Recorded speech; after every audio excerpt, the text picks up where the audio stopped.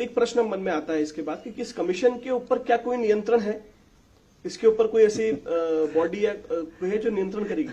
मजेदार बात यह है कि कानून बनते हैं और जब वो आते हैं तो लोगों के मन में, एक आम समाज के मन में ऐसा रहता है कि अब कानून तो हैं और बनते हैं, लेकिन सुनता कौन है, देखता कौन है जी। और वो जो बोलते हैं ऐसा होता कहाँ है जी। और आज हम वास्तव में देख रहे हैं कि प्रैक्टिकली अगर हम विचार करेंगे तो 6 महीने के अंदर फैसला हो जाना चाहिए। 1986 के कानून में इस प्रकार की व्यवस्था थी जी।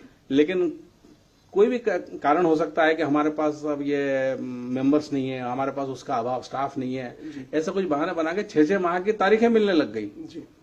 मतलब जो फोरम लोगों को मिलजुल कर और वो कराने के लिए था वो न्यायालय का स्वरूप बना लिया उसको और न्यायालय का स्वरूप बना के तारीखों पे तारीखें लगने लगी जी।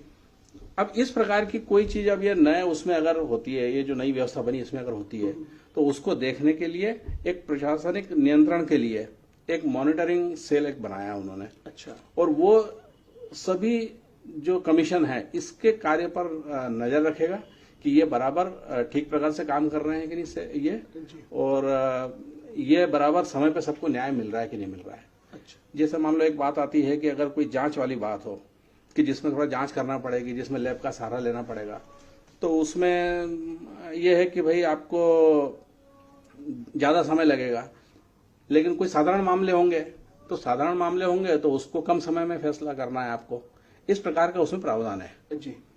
लेकिन ये बराबर उस प्रकार से चल रहा है कि नहीं चल रहा है वो देखने के लिए एक मॉनिटरिंग के लिए एक प्रशासनिक व्यवस्था बनाई गई है जी। ये एक बहुत उल्लेखनीय बात है इसमें। तो ये जो कमीशन जो प्रशासनिक व्यवस्था रहेगी ये प्रादेशिक स्तर पे काम करेगी या राष्ट्रीय स्तर पे काम करेगी? ये राष्ट्रीय स्तर पे काम करेगी। अच्छा।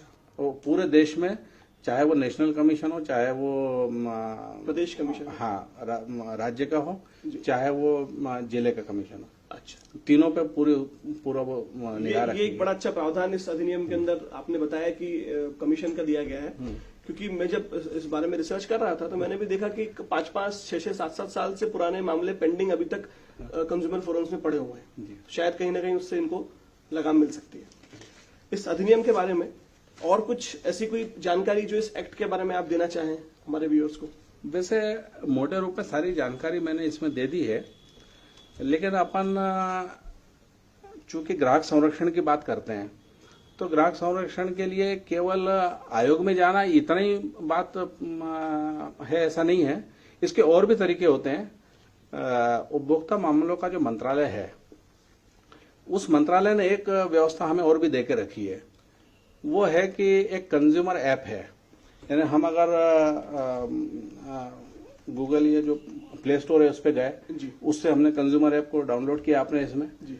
उस कंज्यूमर ऐप में अगर आपने कोई मान लीजिए कि शिकायत है तो शिकायत दर्ज कराने के लिए हमने अपने आप को उसमें रजिस्टर किया, वो वहां पे वो फॉर्म आता जाता है, अपन उसमें रजिस्टर हो जाए तो वो अपने को जानकारी देता है कि हम ये जो 42 डिपार्टमेंट्स हैं इसको कवर कर रहे हैं। इस 42 डिपार्टमेंट्स में 42 विभागों में यदि आपको कहीं भी आपको लग रहा है कि मेरे को यहाँ पर शिकायत है, इस विभाग से शिकायत है, इस विभाग से शिकायत है, तो आप क्या करेंगे, कैसे कंप्लेंट करेंगे, ये पूरी जानकारी उसमें दी गई है। अच्छा।